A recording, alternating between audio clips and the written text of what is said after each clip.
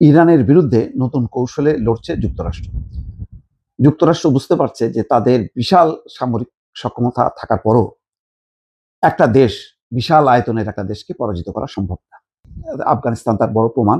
আফগানিস্তানের তো কোনো সামরিক শক্তিই ছিল না, কিন্তু জনগণ ঐক্যবদ্ধ ছিল এবং বিশাল জনগোষ্ঠীর মধ্যে শুধুমাত্র অস্ত্রশস্ত্র নিয়ে যুদ্ধ করে সেটা সফল হওয়া যায় না।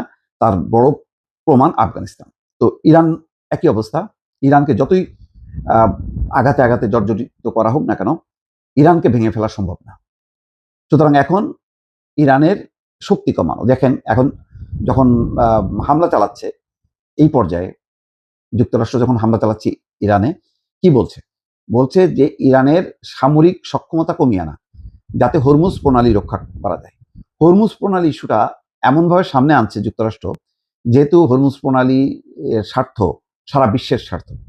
মধ্যপ্রাচ্য এবং পশ্চিমা দেশ, এশিয়ার দেশগুলো হরমুজ প্রণালীর দিয়ে যেই তেলবাহী জাহাজ চলাচল করে, এটা হলো তাদের একটা প্রয়োজনীয় একটা রুট।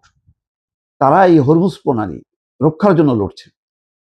এটার কৌশলটা হচ্ছে সারা বিশ্বের ইউরোপ বা পশ্চিমা বিশ্ব যাতে সিম্পাথাইজড হয় এবং ইরান যুক্তরাষ্ট্র যে ইরানে হামলা চালাচ্ছে তার একটা যৌক্তিকতা তারা প্রমাণ করতে পারে।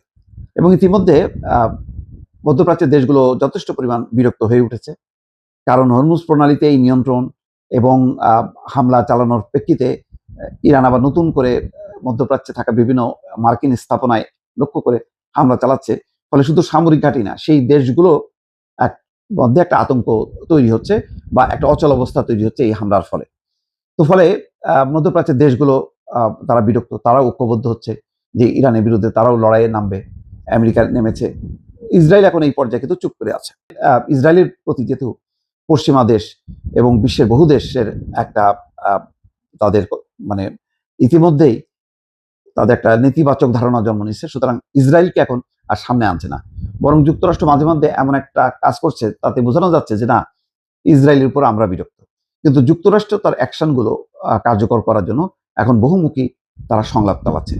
ন্যাটো যেই ন্যাটোর উপর তারা বিরক্ত হলেও ন্যাটোর শীর্ষ সম্মেলনে ডোনাল্ড ট্রাম্প উপস্থিত হলেন শুধুমাত্র এমন না যে ন্যাটোকে শক্তিশালী করা, বরং ইরানকে আরো বিচ্ছিন্ন করতে ন্যাটোর সদস্য দেশগুলোকে ঐক্যবদ্ধ করা এবং একটা যৌক্তিকতা স্থাপন করা যে ইরানে যে হামলা সেটা হামলা যৌক্তিক। তুরস্ক এর মাঝে ইসরায়েলের বিরুদ্ধে যুদ্ধ করার সিদ্ধান্ত নিয়েছিল, কিন্তু ডোনাল্ড ট্রাম্প টের পেয়ে এরদোয়ানের সঙ্গে সরাসরি কথা বলে তাকে থামিয়েছে, যাতে সে ইরানের সাথে যুক্ত হয়ে ইসরায়েলের বিরুদ্ধে হামলা না চালায়। তো এখন ইরানকে বিচ্ছিন্ন করার জন্য এই বহুমুখী তৎপরতা, ইরানের আশেপাশের সমস্ত বলয়গুলোকে আমেরিকা তার নিজের পকেটে নিয়ে আসতে চাচ্ছে এবং ধারণা করা যায় যে এই সমঝোতা আলোচনা এগোবে না, কারণ সমঝোতা আলোচনার যে 14টা পয়েন্ট, সেই 14টা পয়েন্টের প্রায় অধিকাংশই ইরানের পক্ষে চলে যায়। যেমন ইরানের উপর অর্থনৈতিক নিষেধাজ্ঞা তুলতে হবে, তেল বিক্রির উপর নিষেধাজ্ঞা প্রত্যাহার করতে হবে, ইরানের জব্দ সম্পদ ফেরত দিতে হবে। তো এইগুলো দাবি পূরণ মানে হচ্ছে ইরান আরো শক্তিশালী হওয়া। এখন আপাতত এই কারণে ওই সমঝোতা আলোচনা ভেঙে দিয়ে যুক্তরাষ্ট্র এখন ওই হালকা কিছু হামলা, হরমুজ প্রণালীকে রক্ষা করতে হবে এই কথা বলে বিশ্বকে ঐক্যবদ্ধ করা, এই কৌশল নিয়ে এগোচ্ছে।